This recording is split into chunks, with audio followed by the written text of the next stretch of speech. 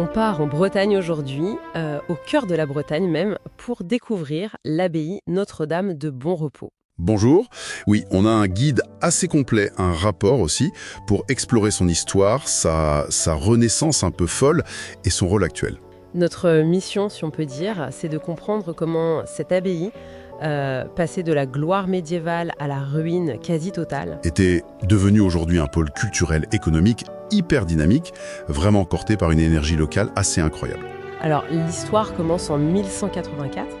Il y a cette légende, assez jolie d'ailleurs, Alain III de Rohan, Oui, le seigneur local, qui s'endort pendant une chasse. Et là, paf, la Vierge lui apparaît en rêve, lui montre l'endroit exact où il doit construire une abbaye. d'où le nom Bon Repos. C'est simple, mais ça marque bien le coup. Et puis symboliquement, c'est fort, ça devient la nécropole de la famille de Rohan. Exactement, une famille très puissante. Et c'est ça qui est fascinant dès le départ. Ça mélange la foi cistercienne, le silence, la pauvreté, le travail manuel, Oui, l'idéal cistercien. voilà. Et en même temps, une affirmation très claire du pouvoir seigneurial. Les Rohan donnent des terres, des droits sur le Blavet, la rivière. Ah oui, d'accord. Du coup, l'abbaye devient un acteur économique majeur. Au XIIIe siècle, elle domine les paysans sur 27 paroisses, c'est énorme. Une vraie puissance économique sous couvert de religion. C'est un peu ça, oui. Mais bon, cette prospérité, elle ne dure pas éternellement. Il y a notamment le régime de la commande. Ah oui, la commande, où l'abbé n'est plus vraiment un moine, mais plutôt un protégé du roi, c'est ça? Exactement. Souvent quelqu'un qui n'a que faire de la vie monastique, qui est là pour toucher les revenus. Ça amorce le déclin spirituel et matériel. Et puis, arrive la Révolution française.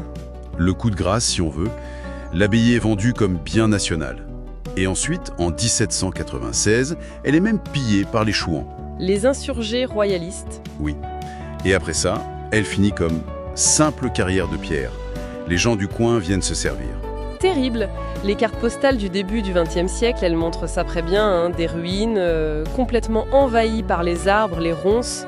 Le Bon Repos était devenu un peu trop définitif, voilà. On aurait pu croire que c'était fini.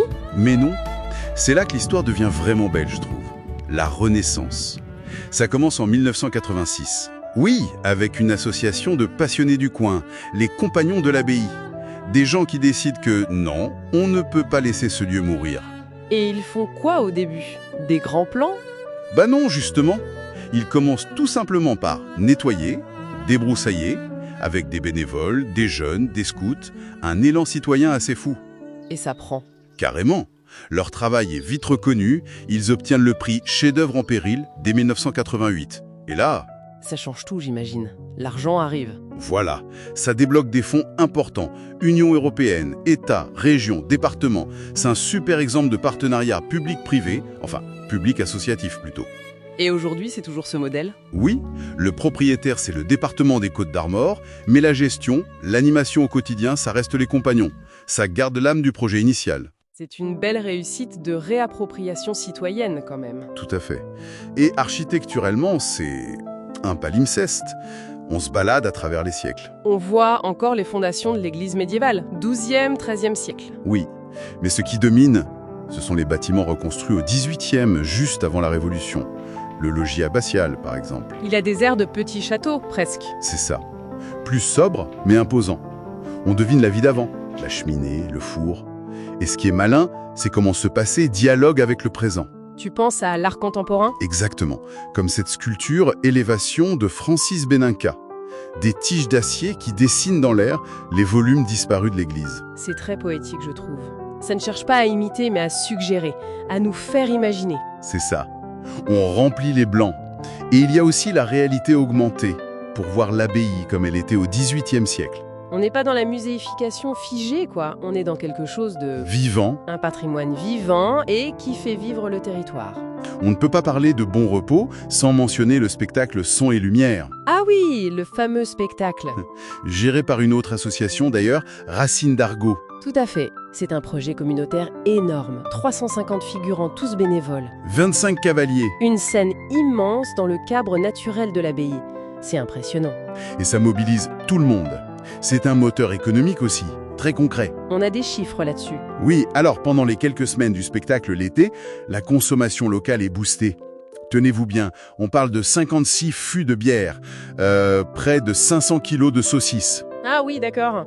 Bon, au-delà de l'anecdote, Ça montre bien l'impact, ça irrigue l'économie locale dans ce centre-Bretagne, le Cresse-Brège, qui en a bien besoin. Surtout que le site est bien placé, près du canal de Nantes à Brest, du lac de Guerlédan.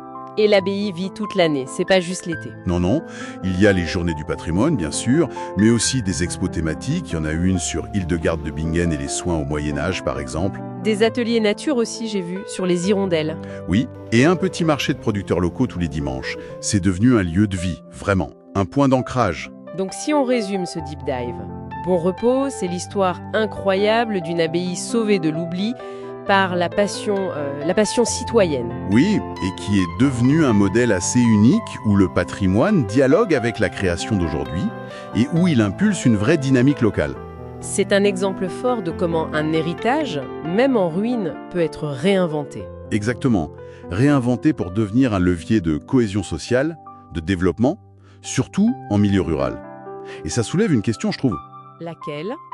Comment est-ce que d'autres communautés ailleurs pourraient s'inspirer de ce modèle pour faire revivre leur patrimoine local, en allant plus loin que juste sauver les pierres? Pour en faire un vrai projet de territoire, un projet de société. Une bonne question à emporter avec soi.